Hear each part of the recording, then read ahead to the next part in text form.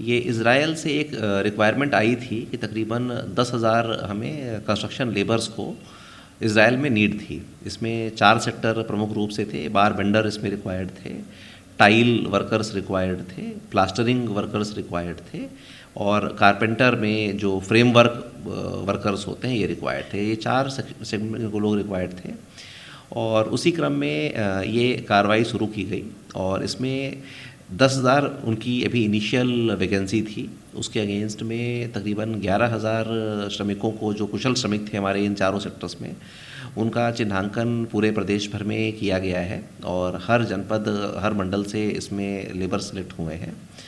Israel की team Uttar Pradesh में 23 जनवरी को से आई है और तब से टेस्टिंग की कार्रवाई लगातार चल रही है।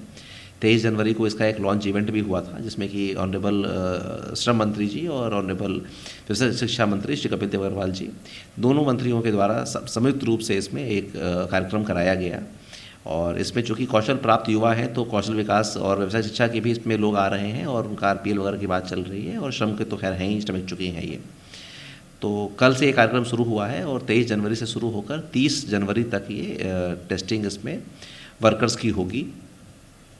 26 जनवरी और 27 जनवरी छुट्टी रहेगी, 2 दिन का इसमें लीव है, उस समय नई टेस्टिंग होएगी, बाकी दिन टेस्टिंग रहेगी। टेस्टिंग का जो टाइमिंग है वो सुबह 9 बजे से लेकर शाम में 5 बजे तक है। इसमें जो वर्कर्स हमारे चिन्हित हुए हैं उनको इज़राइल की एजेंसी ने अप्रूवल दिया हुआ है, वो सारे वर्कर्स भी आ रहे हैं और कुछ संख्या में अगर कोई वर्कर सीधे भी आ जा रहा है तो उसको भी हम लोग टेकअप कर ले रहे हैं, अगर जगह या टाइम बच रहा है तो वैसी स्थिति में इसको किया जा रहा है। मैं यहाँ आया हूँ लखनऊ अलीगंज ITI कॉलेज। ये क्या कहते हैं, श्रमिकों के लिए इजराइल से भर्ती निकली है।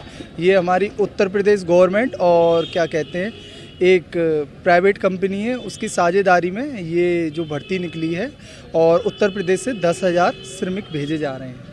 तो उनका परीक्षण हो रहा है यहाँ पर, टेस्ट। क्या कुछ मतलब लोग उत्सुक हैं जाने के लिए और क्या कहते हैं, और सारा ठीक ही है। लोग आ रहे हैं, नए नए मतलब अलग अलग ज़िलों से आ रहे हैं और राजस्थान से भी आ रहे हैं यहाँ पे लोग और क्या कहते हैं हरियाणा से भी लोग आ रहे हैं। मैं मथुरा से आए। हाँ। किस तरह का अनुभव रहा, लोगों ने किस तरह से आपको यहाँ समझाया, क्या इंटरव्यू हुआ या क्या आपको तनख्वाह के बारे में बताया गया?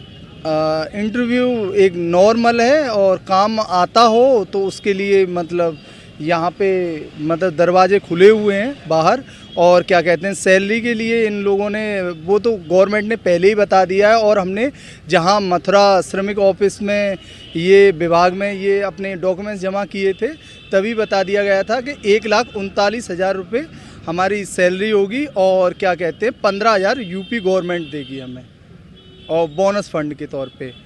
कितना कैसा लगा कमाई होगी? बहुत खुश हूँ और क्या कहते हैं, और मतलब मेरे घर पे भी सब लोग खुश हैं और क्या कहते हैं मैं काफ़ी दिनों से मेहनत कर रहा था और मैं यहाँ पे सफल नहीं हो पा रहा था और मेरा सिलेक्शन हुआ है तो इसलिए मैं बहुत ज़्यादा खुश हूँ। मऊ से आए हम लोग। कैसा यहाँ क्या कुछ रहा, आए यहाँ किस तरह मुलाकात हुई, कहाँ पे आए, क्या कुछ अपडेट? हम लोग श्रम विभाग से रजिस्ट्रेशन करवाए थे। भारत सरकार की एक योजना है, चाहे जो भी मतलब इजराइल से मांगा गया है कि आप 1 लाख श्रमिक दीजिए, जिसमें उत्तर प्रदेश के नाम पे 10,000 श्रमिकों की मांग है। तो उसमें हम लोग अपने जिले पर रजिस्ट्रेशन करवाए थे। रजिस्ट्रेशन के लिए अपने श्रम विभाग में जाएंगे, वहाँ रजिस्ट्रेशन हो रहा है। उसके 10 दिन बाद कॉल आ रही है आपके यहाँ कि फलाना तारीख को आपका जो है इंटरव्यू लखनऊ ITI कॉलेज में है। फिर वहाँ से हम लोग मतलब सरकारी व्यवस्था से यहाँ तक आ रहे हैं। उसके बाद इंटरव्यू हो रहा है, उसके बाद अब देखिए फ़ोन आएगा, आप पास हैं कि फेल हैं, वो तो आपके काम के ऊपर डिपेंड कर रहा है। क्या लगा, किस तरह का अगर सेलेक्ट हो जाते हैं तो क्या रहेगा, किस तरह? जैसे कुल मिला के यदि आप अपने काम से स्वयं संतुष्ट हैं तो पास है। मान लीजिए आप संतुष्ट नहीं है तो पास नहीं है। बाकी सैलरी वगैरह को लेकर के क्या बताएं? सैलरी देखिए, जो भीड़ हो रही है यहाँ पे सैलरी के लिए ही भीड़ हो रही है। लोग तो जानते हैं वहाँ युद्ध चल रहा है, उसके बावजूद सैलरी के लिए ही लोग जा रहे हैं।